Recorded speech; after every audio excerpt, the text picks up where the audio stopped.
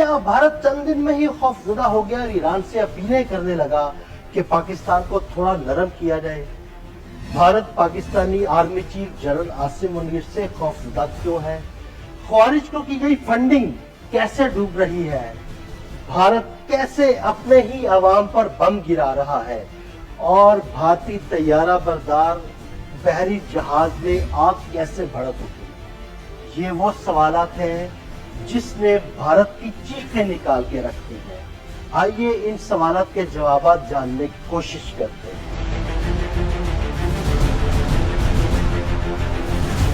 गीदड़ भभकियों, सिंतास मुआहिदे को मुअत्तल करने की धमकियों और वावेरे के बाद भारत पाकिस्तानी इक़दामात का बोझ एक हफ्ते भी न झेल सका। नतीजा, ईरान समेत सालसी करने वाले ममालिक की चौखट पर जा गिरा। हाथ जोड़कर ईरान ने बाकायदा सालसी का भारतीय पैगाम इस्लामाबाद पहुंचाया और ईरानी वज़ीर ख़ारजा अब्बास इराक़ची ने अपने ऑफिशियल सोशल मीडिया अकाउंट से दुनिया को बता दिया कि हम दोनों ममालिक में अमन की कोशिशों के लिए तैयार हैं। ईरान ने खुले लफ्जों में कहा है कि भारत और पाकिस्तान को लड़ने से बचाना हमारी ख्वाहिश है।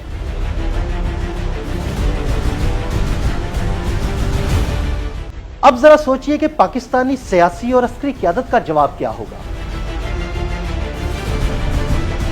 Army chief general Asim Munir ने वाज़ेह और करख्त अंदाज में सालसी के ख्वाहिशमंदों को कह दिया है कि भारत ने ये खेल खुद शुरू किया है, अब पहले माफी मांगे तभी कोई बात होगी। सिपह सालार की हिकमत अमली वाज़ेह है, भारत को कुछ दिन और दहकते अंगारों पर नंगे पांव नचाया जाए ताकि वो आइंदा ऐसी हमाकत से पहले 100 बार नहीं 200 बार सोचे।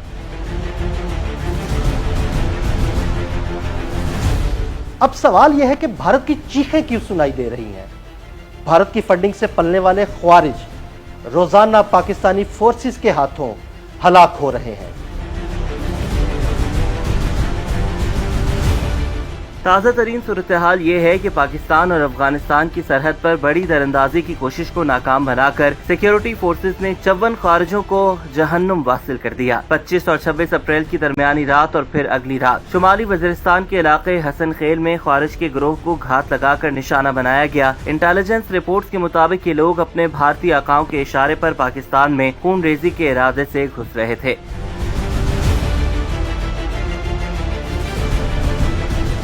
एक तरफ ख्वारिज हलाक हो रहे हैं तो दूसरी तरफ भारतीय फिजाइया और बहरिया का ड्रामा भी शुरू हो गया है।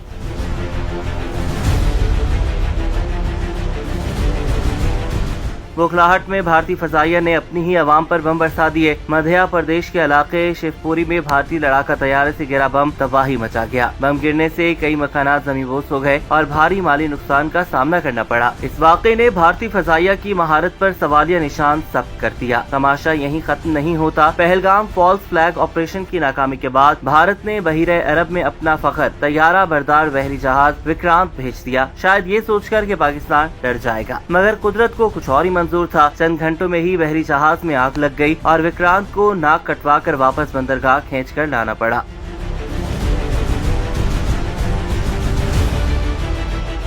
रही सही कसर भारत के साबिक जनरल्स ने पूरी कर दी है। साबिक भारतीय जनरल्स ने खबरदार किया है कि पाकिस्तान के खिलाफ किसी भी जारहियत का मुंह तोड़ जवाब मिलेगा।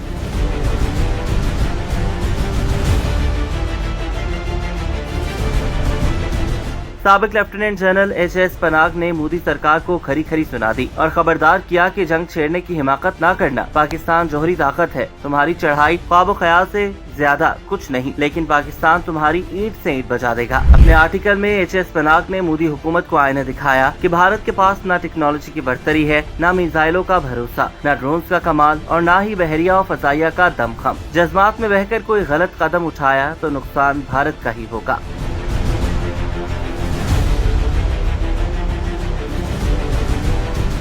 मुख्तसर ये कि भारत को पाकिस्तान के खिलाफ किसी भी जारहियत का मुंह तोड़ जवाब मिलेगा और पाकिस्तानी फोर्सेस सीसा पलाई हुई दीवार साबित होंगी।